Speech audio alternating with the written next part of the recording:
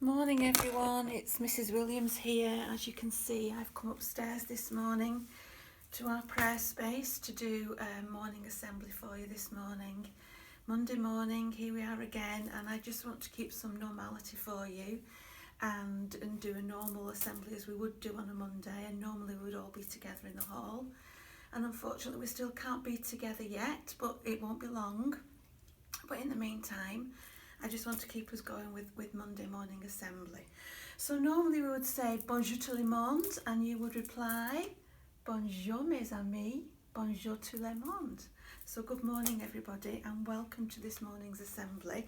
So our theme this morning, this week, this term even, as we know, is whatever it is that you practice gets stronger. So practice peace, love and kindness every day. And there's a saying, isn't there, that what you give comes back. One good turn deserves another.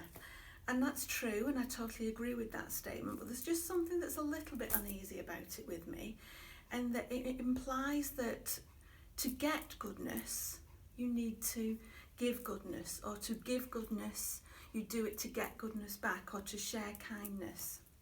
And that's fine.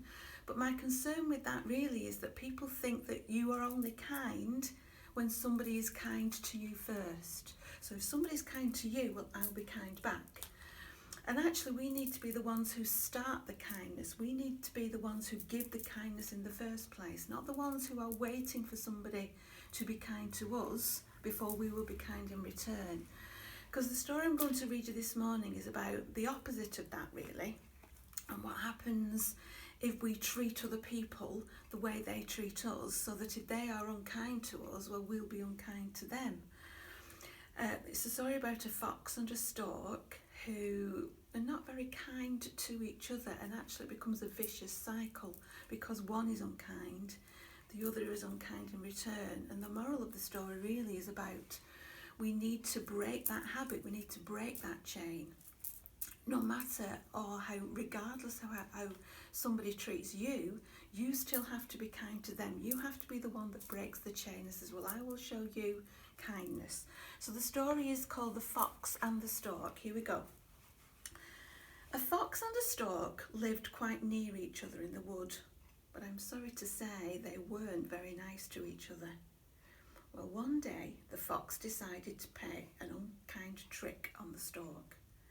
He went to the stork's house and said, would you like to come and have dinner at my house tomorrow?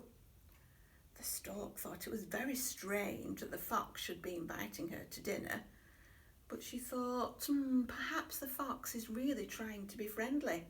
I don't want to upset him if that's what he's doing, and will show him that I'm trying to be friendly too. Yes, she said, I would very much like to have dinner at your house. Good, said the fox. Don't be late. We don't want the soup to go cold, do we? And he laughed in a really mysterious way. Well, the next day the stork went to the fox's house. Hello, he said. Come in, sit down. The soup is almost ready. The stork sat down at the table, and in a few moments the fox brought a wide, shallow dish of watery soup, which he put on the table in between them. In my part of the wood, said the fox, we usually share a dish. You don't mind, do you? Of course not, answered the stork. But she looked unhappily at the low, flat dish, because a stork has a very long beak, doesn't it? So a low, shallow, flat dish full of soup, the stork won't be able to access the soup and won't be able to eat the soup because of its long beak. The fox started to drink the soup noisily, lapping it up easily with his tongue. The stork, however, hardly managed to have any soup at all. She put the tip of her long, thin beak into the soup dish, but the dish was far too shallow for her to be able to drink any of the soup. She was much too polite to complain to the fox, and anyway, she didn't want to upset him.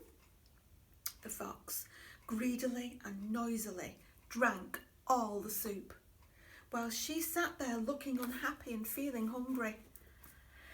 When she set off home after dinner, she heard the fox laughing at her and knew that he had played the trick on purpose.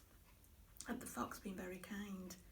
He hadn't really, had he? He'd been very unkind. He was pretending to be kind by inviting the stork over for dinner, but he hadn't actually been kind at all. He'd actually been very, very unkind.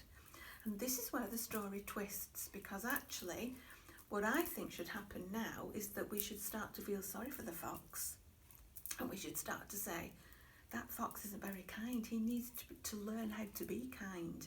He needs to be shown kindness. He needs to know to learn how to actually demonstrate kindness in the world. But this is what happens. The fox had been unkind to the stork. So rather than the stork think, oh, I will show you how to be kind, I will teach you, the stork simply copies, and they both end up as bad as each other. Listen to what happens next. He thinks he's got the better of me, said the stork to herself, but I'll show him.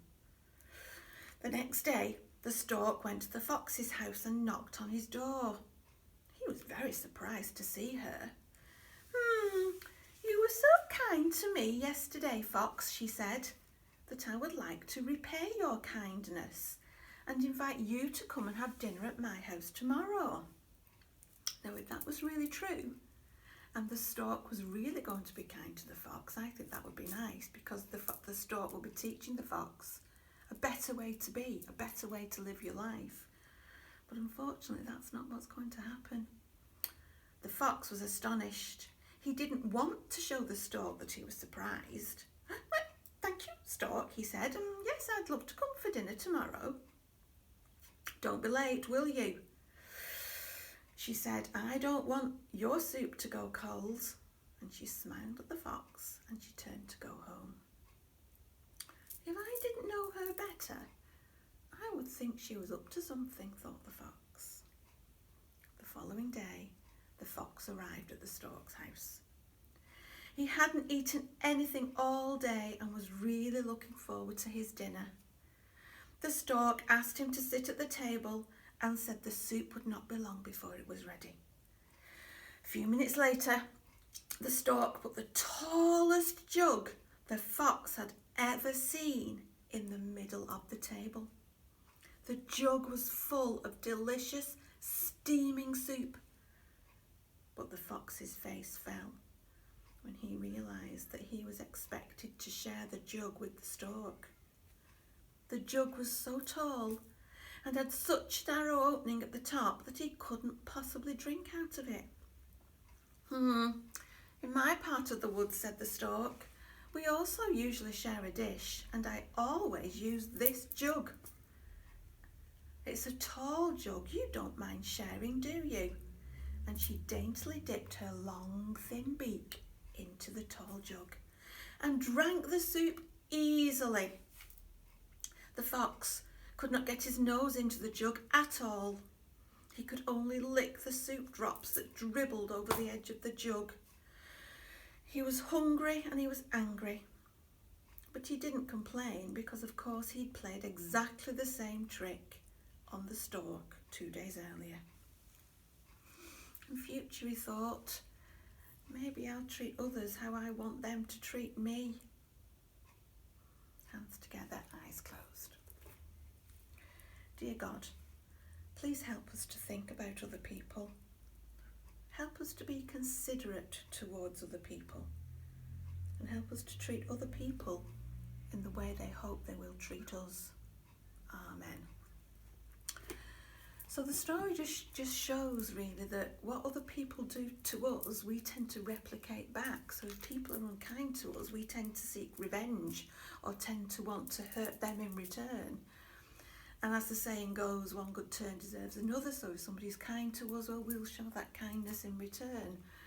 My challenge to you, though, is to say it doesn't really matter what anybody else does, how anybody else chooses to behave, what other people do with their lives, how other people want to show the world how they are. What you have to do is reflect on that and just say, well, I'm going to be kind anyway. It doesn't really matter what the rest of the world chooses to do.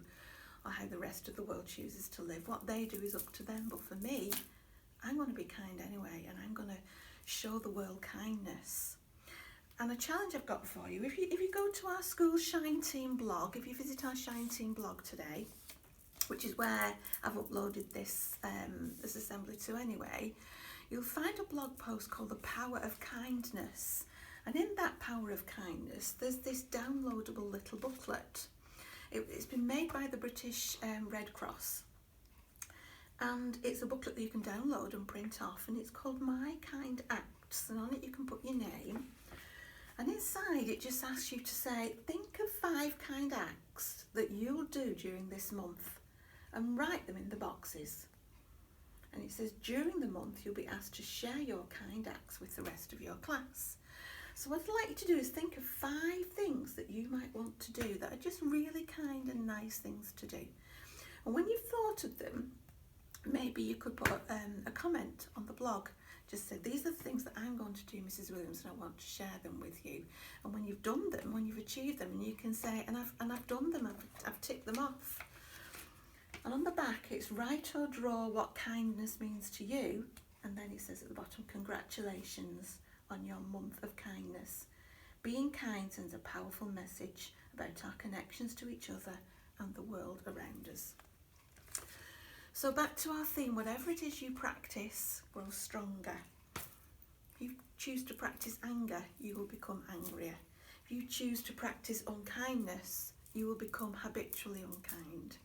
So you need to choose to practice peace, choose to practice love, and choose to practice kindness. So who is ready to go out to that world, and who is ready to learn, sparkle and shine? Off you go and have a lovely day showing kindness. Thank you, everybody.